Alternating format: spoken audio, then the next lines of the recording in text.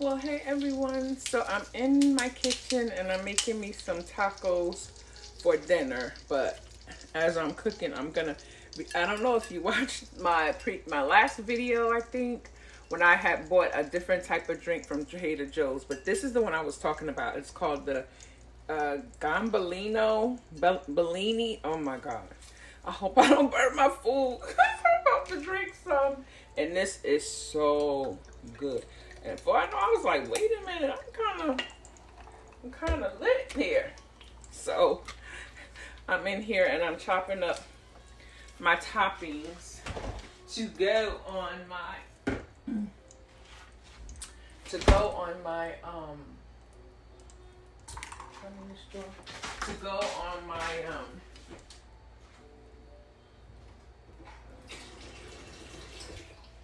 taco.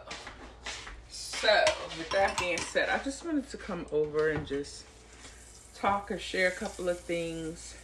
Because yesterday, as I was just sitting in the living room and I was just listening to some, what they call oldies, goodies music, right?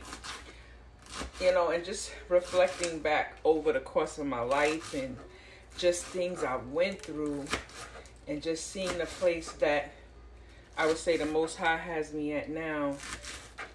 If God would have told me this would be my life at the present moment, I wouldn't have believed it. I'm serious. I wouldn't have believed it because of the hardships that I went through. And I'm sure so many people have went through hardship.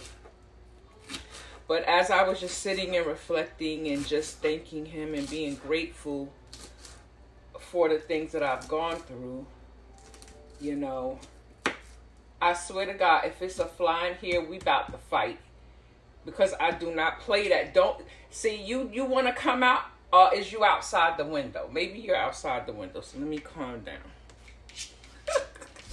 So anywho, you know, one thing that I felt that was the thing that the Most High started training me in was the heart.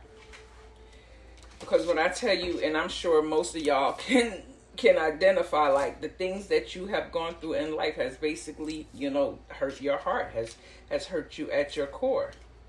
And one thing, when the Most High is basically raising up leaders, he's going to deal with their hearts before anything.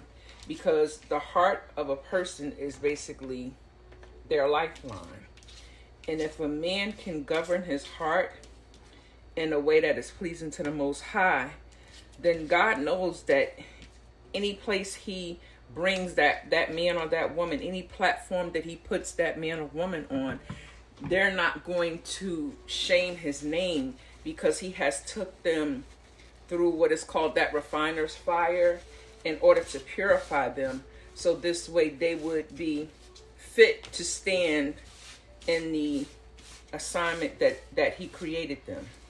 And I'm just going to tell you and give you like a little bit of situations that what I would say were heart-wrenching.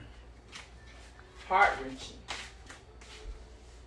And see, what some people don't realize is that, you know, when it comes to, and I'm always going to speak, you know, for myself, is when we deal with people, individuals, whether it's family members, spouses, you know, significant others, and they come against us or betray us in any kind of way, of course it's gonna leave a scar or a wound there. Because especially if you're a person that loves with your whole heart, you're a person that you treat people the way that you want to be treated. You have no hidden agenda or hidden motive. You just want, you know, to be loved the way that you love. So even though I understand everybody has a different love language, and I'm not saying anything against that, but what I'm saying, there comes a level of respect when you are in connection, you know, with the person that you claim you love. And over the course of my life, I could say the majority of people that were in my life, and this was whether it was family members, friends, you know, spouse, significant others, you know. And I'm not saying some of those relationships did get healed, but the majority of them were just lessons. And just today, I was basically, as I was just sitting there and I was doing some journaling, and I was like, talking to my father. I'm just like, and I'm talking about my heavenly father, because my biological father is deceased. So as I was basically talking to him, saying, Father, this life has been like, what is this life about? I feel like my whole life has been nothing but lessons. Like, I'm ready to basically live my life, which I feel I'm in that energy now. And what I feel as though is just things he's been showing me over the course of things that I had to go through. And when you're dealing with people who come against you, or try to sabotage you or use you because you're a kind person, you're a good person, you're a loving person, right? So they try to play on that because you're not the type of person that's going to, you're going to speak your mind, you're going to speak how you feel. But most of the times when you're dealing with people, and especially if they've been through certain things, you give people more grace than sometimes they deserve. And I'm just telling the truth.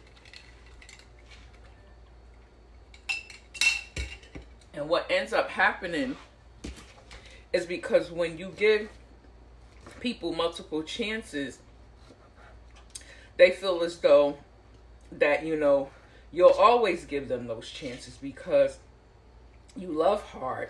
And when you're connected with a person, you are in a connection with a person, you want that connection to last. You never want to walk away from situations with bad blood. And that was always my stance. But I had to realize that everybody was not in that energy, didn't have that mindset, because if they came into a situation, connection already not truthful, or already, coming in to get what they can get from you, then, I had to understand that that's just who they are and who, the type of character they are. And this is what the Most High took me through in, my training, I would say, because I don't think we ever done with training until we're out of here. And what people don't understand is that things and systems that sometimes we have to go through.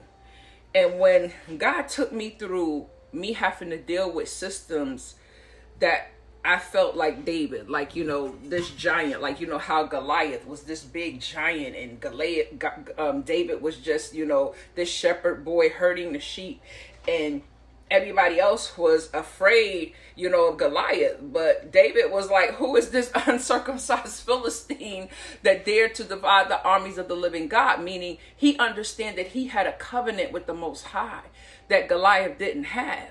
So he understood that he had power, regardless of people look on you as, uneducated, as poor, as, you don't have this type of status, you don't have that type of status. But in the eyes of the Most High, he says, you are a jewel, you are valuable to me. And see, before I ever was in the energy to having to stand my ground with an individual, meaning whether it was a family member, whether it was a spouse, whether it was a significant other, whether it was even my daggone children, I had to come against systems that I thought was that Goliath in my life. And I'm gonna share.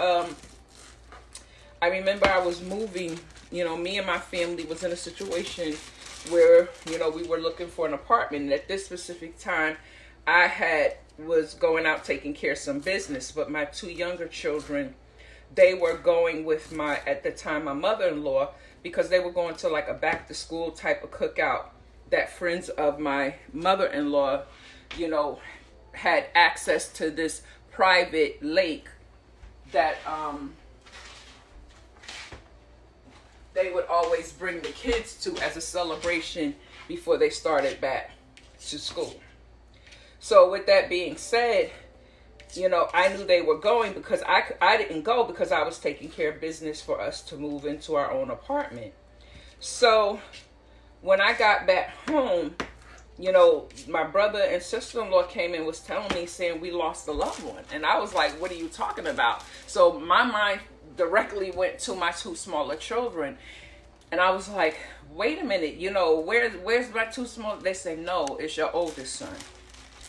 So I'm thinking, well, maybe, they're saying his lungs collapsed, yada, yada. So we're in the truck. They're driving me to the hospital. So I'm in the truck actually praying, for him, that he would be okay, whatever. But when we get to the hospital, what wasn't told to me, that he was already gone. He was DOA, right? So dealing with that aspect, because I didn't even know my oldest son went, because usually he's, with his friends. He was 19 at the time. And the warfare that came from that, because when everything was said and done, I had legal cause to fight against this township, because there were 14 lifeguards that were on duty. But at the time, all of them were supposedly on lunch, right? So now I'm going and I'm getting legal counsel, only to find out that the lawyer that I get is crooked. So I go to the police station to get the police report to find out, what had happened and the situation. So when I get to the police station, they're asking me, well, who are you? I said, well, I'm the mother. They said, well, why are you coming here? Now by right, the police department is supposed to give you a copy of the police report when they showed up on the scene, correct? But because they were in cahoots with the lawyer, they basically said, well, go to your lawyer and get it. Like, your lawyer should be able to give it to you. But because my lawyer was shady, every time I would call or try to make an appointment, he was always busy. He was never taking my calls. So one day I just showed up at the office and he was like, why are you here? I mean, why are you here? And I said, because every time I try to call or make an appointment, you're busy. You never want to talk to me. So what else could I do? And I'm grieving a death. I'm grieving my son's death. And I'm not understanding why is this happening, because, like, come on now, y'all know y'all at fault. So then I tried to seek out another lawyer in the county where my son, had passed away. And I went to one lawyer, and I was thankful that he was truthful with me. And he said to me, you have a really good case. He said, but I'm going to tell you something. Because of the town that this happened in, they will ostracize any lawyer that takes your case.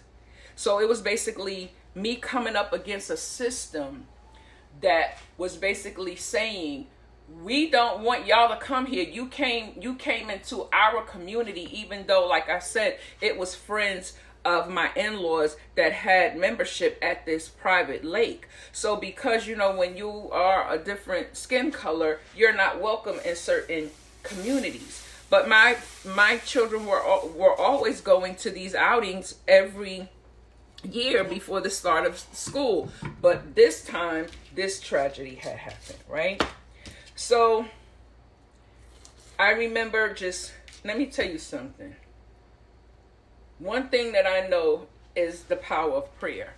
And when I feel as though there's nothing else that I could do in the natural, as far as going and seeking counsel or doing what I needed to do, I would get on my face before God and say, God, this is bigger than me. These people are trying to get away with the death of my son, and I need you to intervene. Because, see, I understand the power of prayer and the power of warfare prayer. Because when your enemies seem too great, that you feel as though you can't fight against them, then another power has to enter in that is greater than you, that will now come in and fight for you. And when I prayed that prayer, I remember my friend at the time, she had called me, checking up on me, and I was telling her what was going on.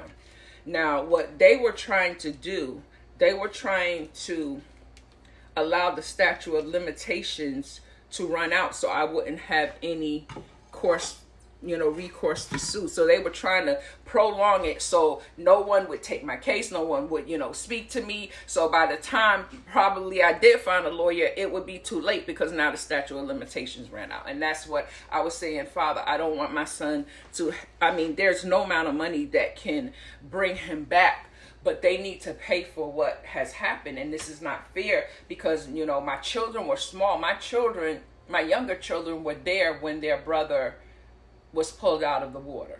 I wasn't there. So, of course, that already caused trauma for them. So, I end up finding a lawyer through the people who took my children up there, because one of the lady's daughters was a lawyer, but she just didn't handle those type of cases. But she put me in contact with a reputable law firm who was not scared to go against that county. And I'm saying this to say, when I had to stand up against systems that were bigger than me, that were greater than me, that were trying to get away with a life that was taken from me and not being able to be held accountable because they know that they were in the wrong, then why would I not be able to stand up against a man or a woman who coming against me in word, thought, or deed? See, people don't understand the things that you've been through, the history that you had to fight through, things in your life that felt like that giant Goliath. Like, God, how can I fight?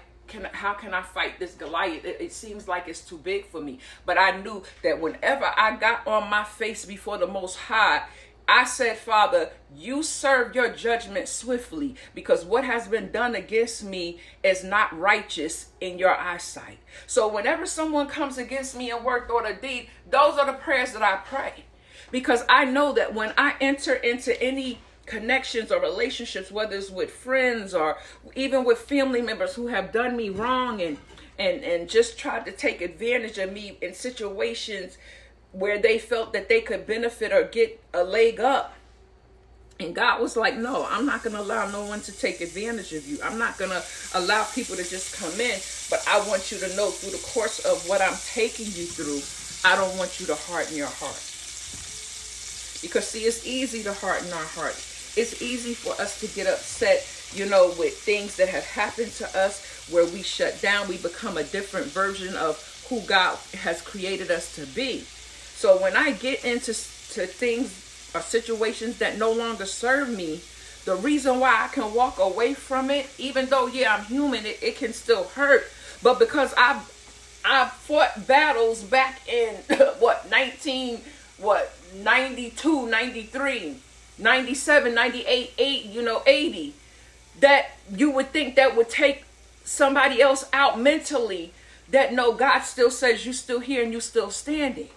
So if I have to come up against someone that feels as though, oh, it's just, a family member, oh, it's your kids coming against you, oh, it's a relationship that doesn't serve you anymore, oh, it's, somebody trying to get over on you. If I could walk through the death of my son and the people that tried to not hold themselves accountable for what was done to him, then there's nothing on God's green earth that I can't walk through. Because I always rend my heart and not my garment before the Most High. So people better understand, and really, before people get into connections with people and start playing with them and sabotaging them and doing certain things to them, they need to ask God, who is this? Because, see, I understand everybody don't have a relationship with the Most High, because if you're in low vibrational energy, you're not going to pray that prayer anyway, because your whole objective is to take advantage. But then on the back end, when you realize that you touch one of God's anointed, there's a heavy price to pay for that. So I just want to share that. So let me go ahead, and I cut up all my little veggies and stuff for my my tacos. So I'm going to go ahead and get this started. But I just want to let those know out there, regardless of what you're going through, don't let what you've gone through change your heart and make you become a bitter person. Let it make you become a better person. So have a great day, and I'll talk to you guys later.